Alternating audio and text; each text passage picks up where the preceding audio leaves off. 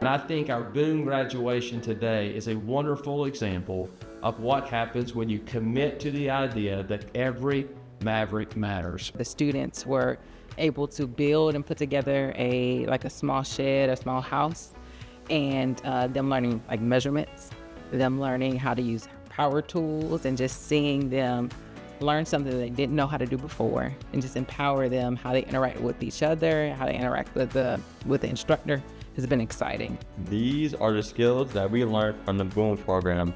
Skills like how to use your tools properly, but more than just building something, we learned about teamwork, communication, and being focused.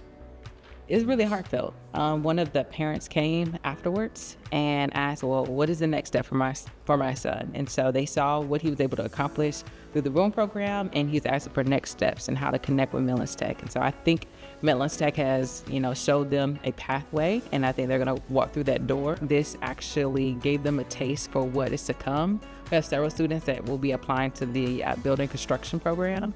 And so they are very excited because they feel like they're going into the program with, a foundational level set of skills.